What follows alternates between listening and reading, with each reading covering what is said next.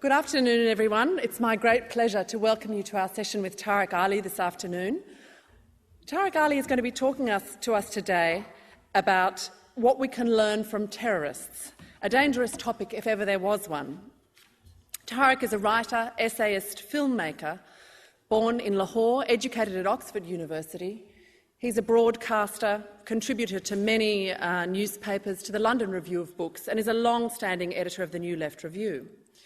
His fiction includes a series of historical novels about Islam, a quintet that has concluded recently with The Night of the Golden Butterfly to great acclaim.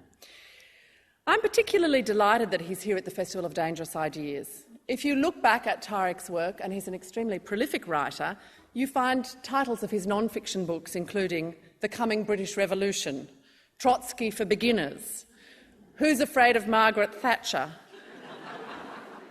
Clash of Fundamentalisms, Crusades, Jihads and Modernity, Bush in Babylon, Conversations with Edward Said, of course, Pirates of the Caribbean, Axis of Hope, one of my favourite book titles of all time, and of course The Protocols of the Elders of Sodom and other essays. So you can see that he really belongs here. His most recent book, The Obama Syndrome, Surrender at Home and War Abroad, has been met with great interest in the US. Tariq is an activist, a polemicist, and also someone who writes wonderful fiction, someone who has a taste for politics and geopolitics, but who is also a fighter for ideas and a wordsmith of great distinction. He's in Australia to present the 2010 Edward Said Memorial Lecture at the University of Adelaide on the future of Palestine, Israeli protectorate, genuine independence, or a single-state solution. So there may be a few of us who might be tempted to go and get on a plane to enjoy that as well. But he's here to talk about a different topic this afternoon, so I will hand over to him. We'll have time for some questions and discussion from you at the end, so be ready. I'm sure that there will be many of things from his work that you'll want to talk to him about. Tariq Ali.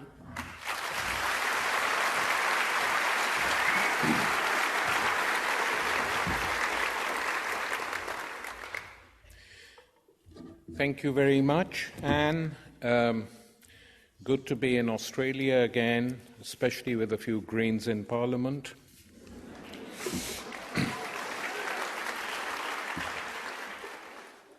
Always good when mainstream political parties receive a shock. Now, the subject for this evening, what we can learn from the terrorists, seems very provocative, but actually, by the time I finished, I hope you'll see that it's quite commonsensical. Though, of course, it challenges the dominant ideas of the day. And I will also talk a bit about history and the history of terrorism, because contrary to what people imagine, terrorism was neither spawned by Islam or that religion, and nor will it end with it. This is something which has existed for some time, and the word is often misused. It's applied to liberation movements, it's applied to people who have been struggling for freedom, it's applied to people who tried to chuck the Brits out of Africa, Cyprus, India. They were called terrorists, and then when the British were forced to sit at the table with them and do deals with them, they suddenly were transformed into statesmen. So one shouldn't take appellations too seriously.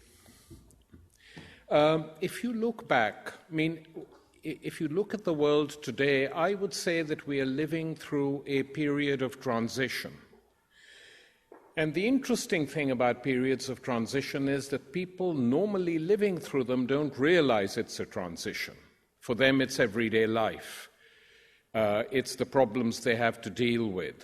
But I think it is a period of transition, and it's a period of transition which opened up in the late 90s after the collapse of the Berlin Wall, because with that collapse also collapsed ideologies, interrelated but of a different kind. One, of course, was communism and that whole world. But the second, which has been less talked about as collapsing, but which collapsed nonetheless, was social democracy. And the collapse of social democracy helped to create a vacuum which is very similar to a vacuum which existed in the late 19th century. Now, I don't want to dwell too long on this, but if you look back, the defeats inflicted on the revolutions, which were democratic revolutions of 1848 and which erupted all over Europe with people demanding freedom, rights, electoral rights, an end to oligarchic rule, an end to the dictatorship of the rich, as they called it, followed by the big eruption of the Paris Commune in 1871, brutally crushed, partially by Bismarck, but largely by reactionary forces within. And after that, you had a period of transition. And that period of transition was a situation where you had a concert of powers, big powers. There was no one dominant power, but you had a concert of powers whose main goal was to try and keep the populations of Europe and North America, though that was distant, down. Keep the populations under control. And that attempt to keep populations under control through repression, through the lack of civil liberties, through not permitting political organizations, created an atmosphere where a whole bunch of anarchist groups arose. Anarchism was the dominant philosophy of large sections of the European left, and they believed in what they called the propaganda of the deed, by which they meant bumping off emperors and presidents, because they thought that would have a big impact, and in some cases they thought that if you killed the Tsar of Russia or the President of France, the society would come tumbling down. Of course, it never did, but the actions in themselves, there is absolutely no doubt, were popular, and the result of these actions was large-scale repression. And this repression only increased the size of those protesting. And the successes of the anarchist terrorists, and they didn't decline that name, by the way, the effect of this was to some extent, there's no doubt about it, was to raise consciousness. And if you look at 19th century Europe, there were sort of strange things going on. There was a strike by the weavers of Lyon in France, and the strike was defeated. And there is a report of two weavers walking all the way from Lyon to Paris and asking a bystander, where does the bourgeoisie live? And when the bystander said, but what do you mean? And they said, well, where do they live? And he said, why do you want to know? And they said, we've come to blow them up. Now, it's a sort of very simple request, but deep underneath it was an anger, a bitterness, and a hatred over the conditions in which they lived. And one anarchist, whose wife and children were dying, literally dying of starvation, thought he was going to die too because they had no food to eat, and he thought, I'll throw a bomb in the French Chamber of Deputies, the French Parliament, just to wake them up. And he did. A few members of Parliament were injured. No one died. The guy was caught, sentenced to death, and guillotined. And immediately another anarchist came in his place and said, and announced in public, for what he has done, I am going to assassinate President Carnot, who refused to sign life imprisonment to spare his life, and he did it. And when he was being tried, they said to him, but in your attempt to kill the president, you kill lots of innocent people. And he said, there are no innocents. Quite chilling. And then he said this, his name was Henry. I was convinced that the existing organization of society was bad. I wanted to struggle against it so as to hasten its disappearance. I brought to the struggle a profound hatred.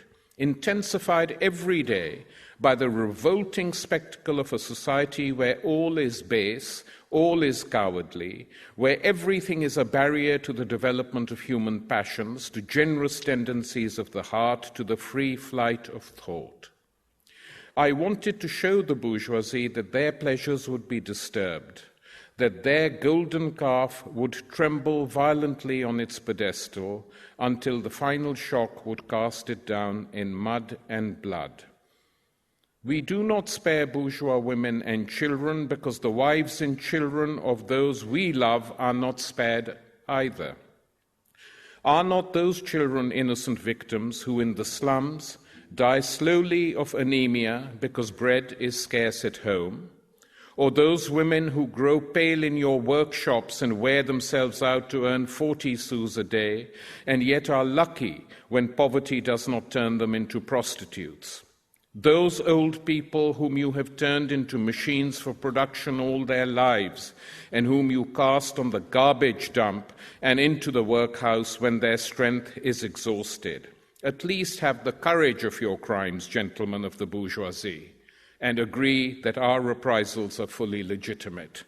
You have hanged men in Chicago, cut off their heads in Germany, strangled them in Jerez, shot them in Barcelona, guillotined them in Montbrison and Paris. But what you will never destroy is anarchism. Its roots are too deep. It is born in the heart of a corrupt society which is falling to pieces. He was hanged, he was executed. But what happened after this phase of violent attacks all over Europe and North America, especially the United States, what happened was that political parties, political movements emerged, trade unions emerged, organizations emerged which fought for the same aims and the same goals in a different way by mobilizing large numbers of ordinary people, by challenging bourgeois parties in elections, and by trying to create a better world. Now, to a certain extent they succeeded, and to some extent they did not. I want to compare this period I've just been talking about with what has happened to the world since the 90s. We have a concert of powers again, where the world basically kowtows before the United States, and that is different, because now we have a world hegemon, the only imperial power in the world, with more resources, military resources, than the next 10 countries put together. And this power feels that it can rule the world as it wishes and can do what it wants, and the powers of the European Union and the Far Eastern states, and obviously Australia, that goes without saying, fall into line, do what they are asked to do, despite the fact that in many cases the citizens of these countries do not like what is being done in their name and are powerless to stop it. So you had a consensus economically where we were told that the only model of capitalism on offer was neoliberal capitalism, end of state intervention, end of helping, sustaining, strengthening a social welfare state, privatizations. If it moved, if it could make a profit, privatize it. Water, electricity, all the basic needs of citizens were privatized. And you were not allowed to challenge this. And a new language emerged, the language of neoliberalism, where all this was described as reforms. And if you challenged it, you were accused of being hostile to reforms. You were not modern enough. And this has been going on till the crash of 2008, when suddenly this entire system, feeding in on itself, creating a world of debt and crazed consumerism, and circuses, usually in the realm of sports, enjoy, just don't ask too many questions, don't worry, be happy. This system that was created received a severe shock in 2008 when it was on the verge of collapse. And when it was on the verge of collapse, all these people who had been attacking state intervention for the last 20 years went on their knees and asked for bailouts. And the state intervened and spent billions and billions and billions of dollars and pounds and euros to bail out failing banks.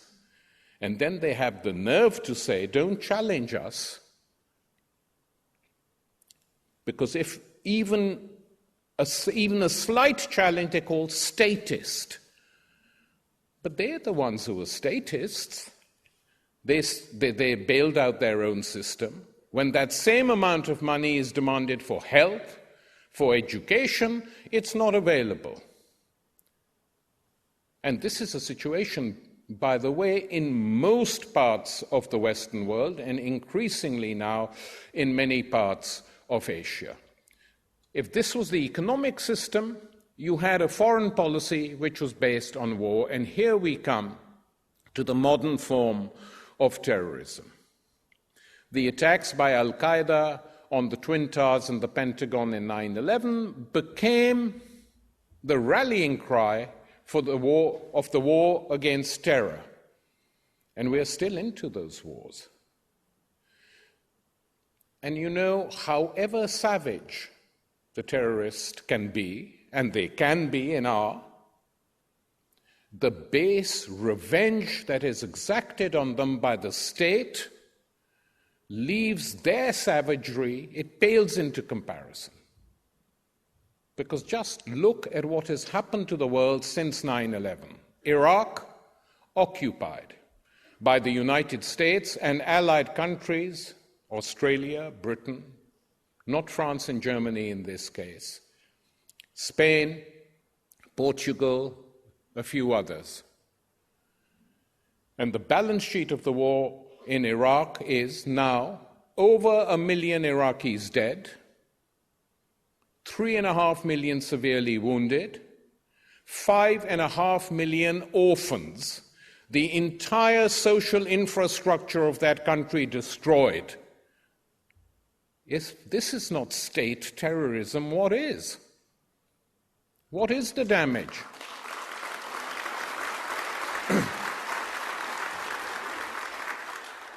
Much, much worse than anything Saddam Hussein did. And the country now handed over to confessional parties on the payroll of Iran. And then they are worried. Now they have to threaten Iran in order to get some concessions in Iraq. That's the game that's being played at the moment. But it's their policies that did it. Then we had that this war is a disaster is now acknowledged by most people, most thinking people. But then we have the other war in Afghanistan, and this was meant to be the good war. And this was totally nothing more than a war of revenge. The Al-Qaeda headquarters were in Afghanistan, in the caves, and Bush said, we're going to take them out. And when asked, what are your war aims, he said, the head of Osama bin Laden, dead or alive, and the head of Mullah Omar, dead or alive. Well, you know, if you demand heads, you can't have live heads given to you. They're usually the dead people if you're going to cut them off.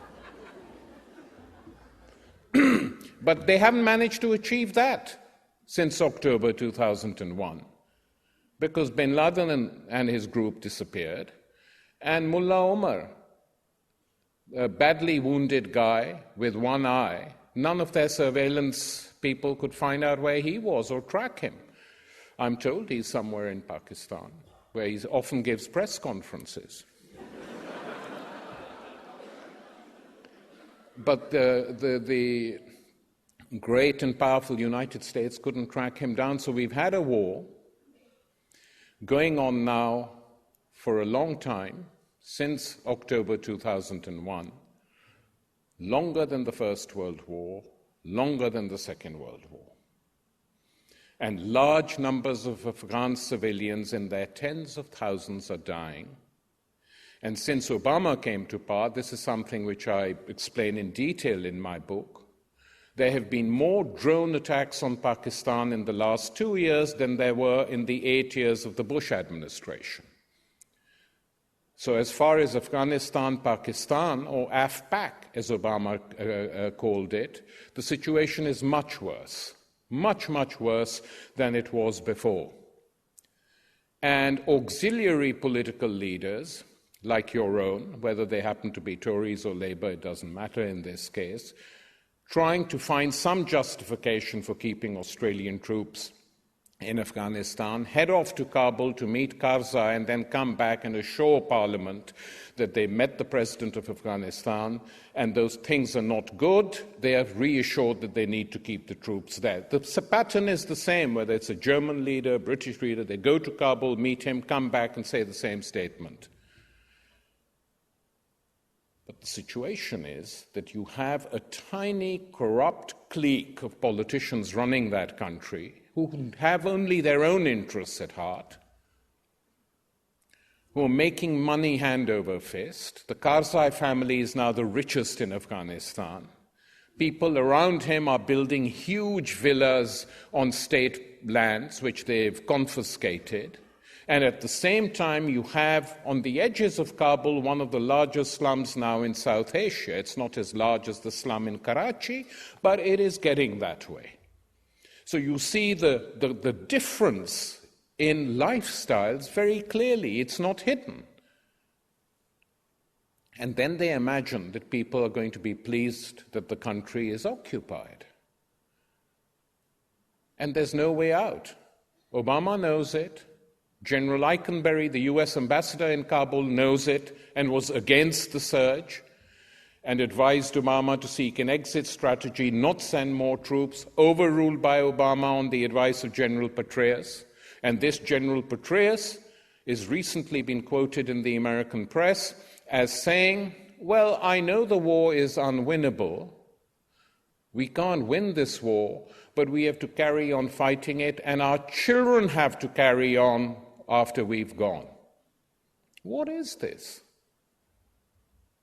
War for its own sake?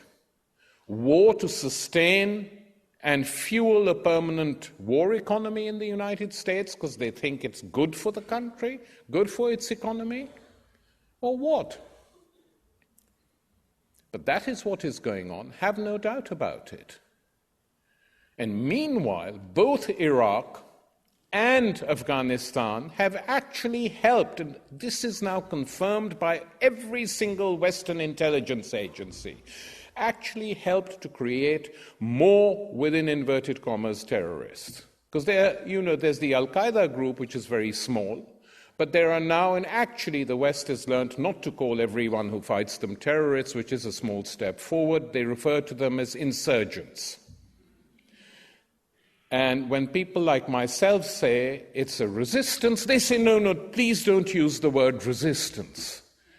Because somehow resistance is a good word since it was employed and deployed during the Second World War in the struggle against the Third Reich.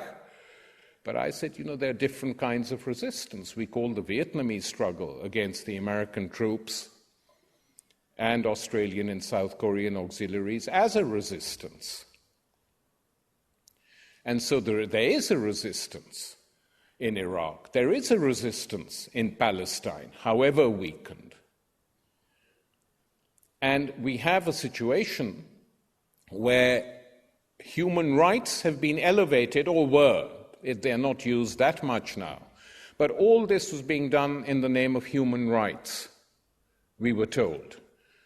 But they've stopped saying that now after the results in Iraq. And to be perfectly frank, had any other country done to Iraq what the United States and its allies have done, there would have been no question. No question. Their leaders would have been charged with war crimes and taken before the Hague Tribunal.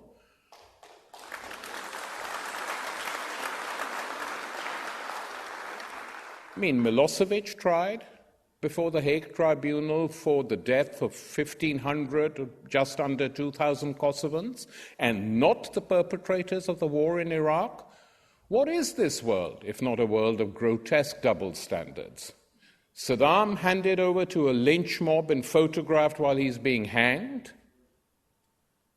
But nothing happens because they are the rulers of the world. And they can get away, and they do get away with murder. So the one thing that can be learnt from all these wars is that they cannot be solved by war, by violence, by bombings. Countries, poor countries like Afghanistan and parts of Pakistan, where people live in appalling conditions. Appalling conditions.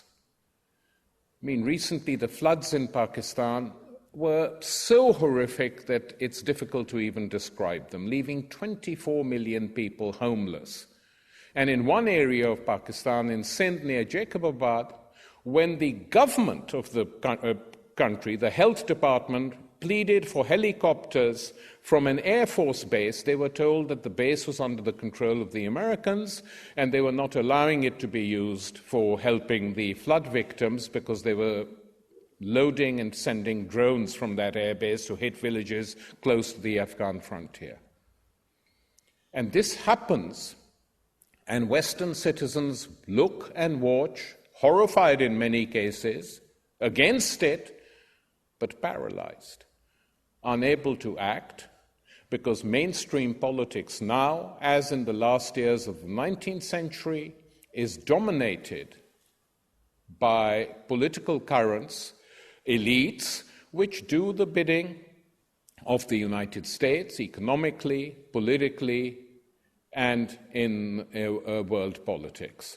And so one shouldn't be too surprised that this creates a fertile atmosphere for individuals who say nothing can be done, let me go and blow myself up and I'll take a few of the enemy with me. Now, I don't think this is a good thing, don't get me wrong, but I do understand it.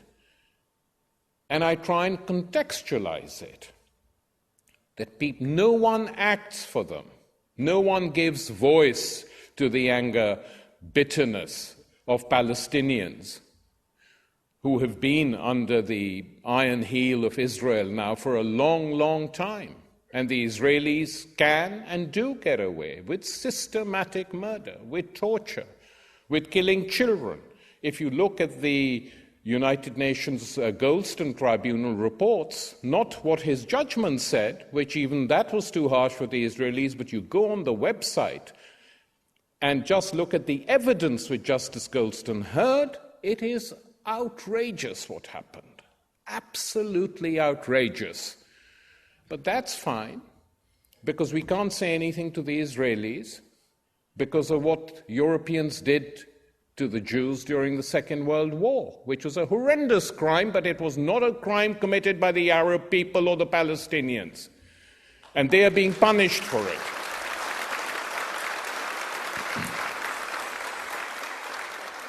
In fact, the Palestinians have become the indirect victims of the Judeocide that took place in Europe. It was not their fault, but they are suffering as a result, and partially the guilty conscience of the Europeans. After all, had they wanted, the United States and Britain could have blasted those concentration camps. That's what they were being asked to do by many Jewish leaders. Blow us up, never mind, we're going to die anyway, destroy the camps. Can't spare the planes.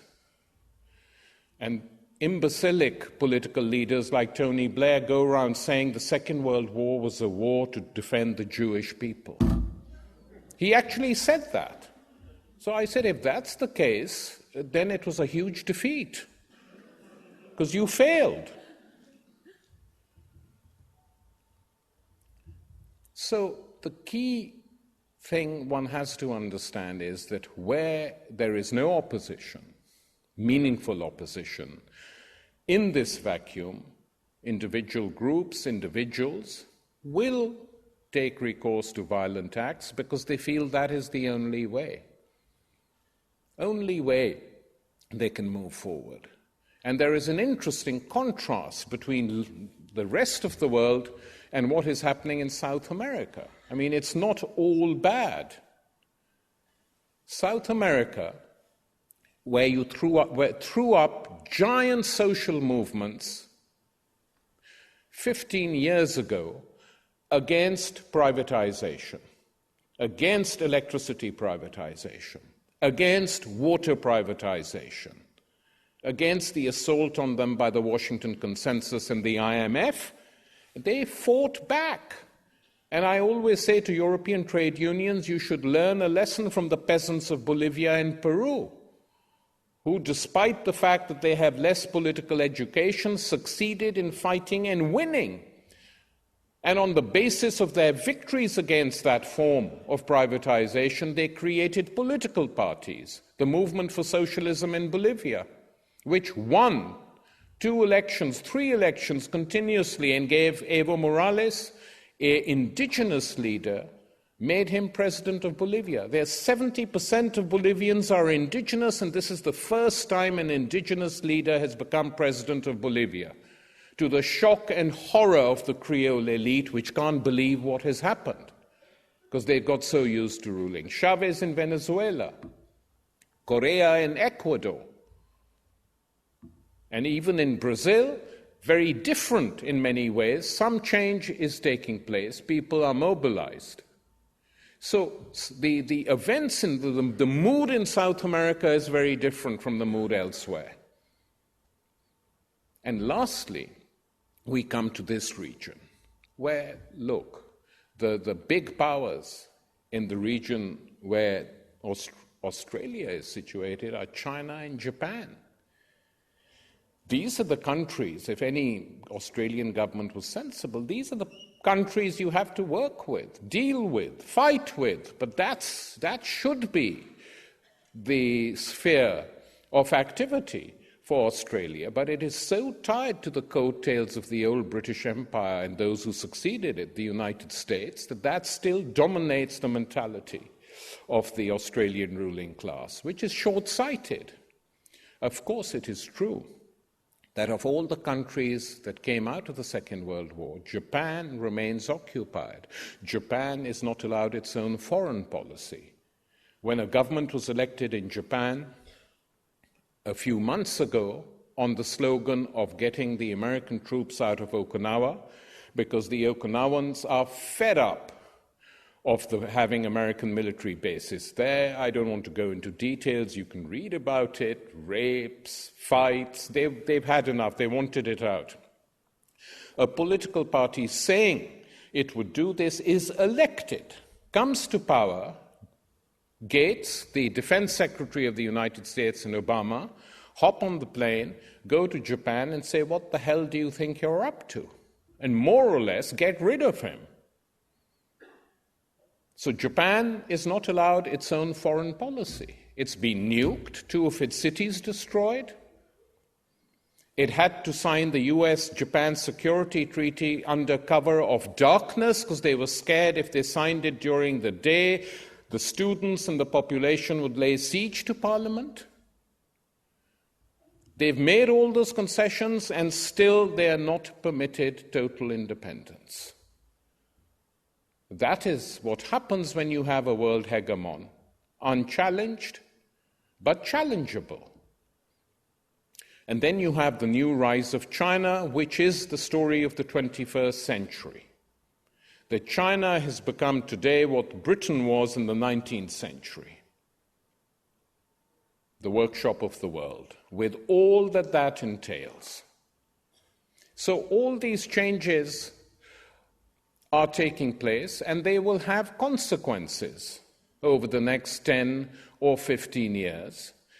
And that is why those who challenge the current consensus carried out by center-left and center-right, so that it doesn't really matter who wins, then people get fed up after 5 years of a center-left government and get rid of it, and the center-right comes. After 5 years, they're fed up of that. Get rid of the incumbent. That seems to be the only politics on offer.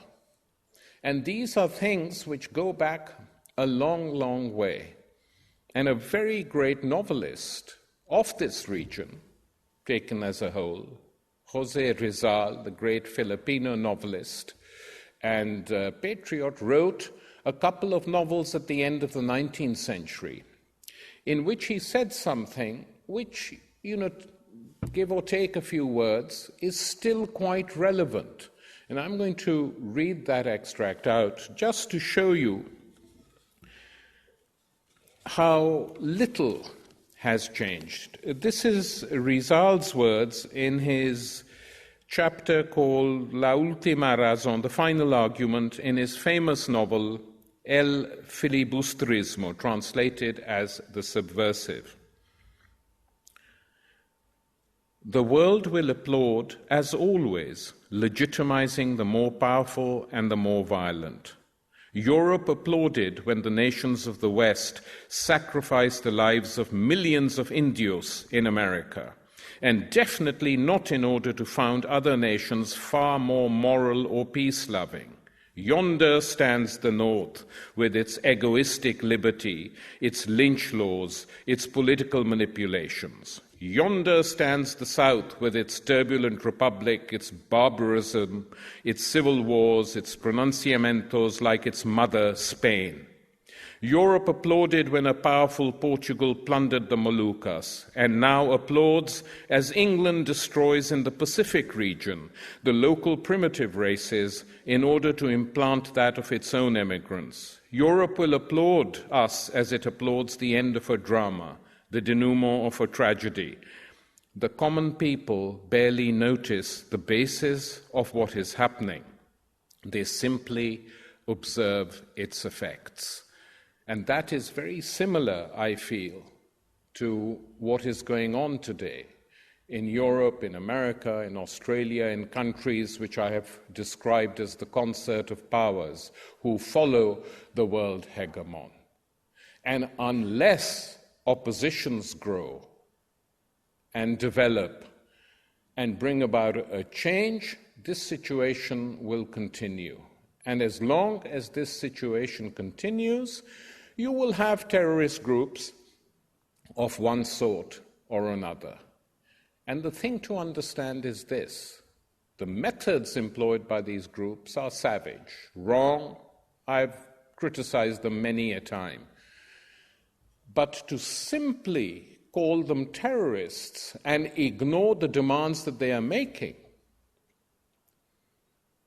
is equally foolish, because if you don't understand why they are doing this, and the reason they are doing it, they may be genuine, they may not be genuine, that's irrelevant. The reasons they give for doing it are the American occupation of the Middle East, the failure to solve the question of Palestine. These are the things that come up time and time and time again.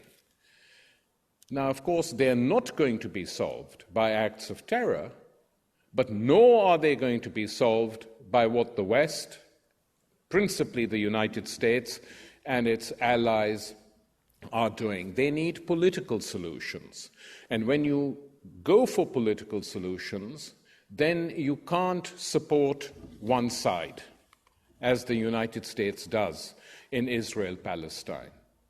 So these are questions which are not going to go away. There are no easy solutions, but one solution is there for individual citizens not to remain passive, to challenge what is done in their name, and to create meaningful alternatives. Thank you.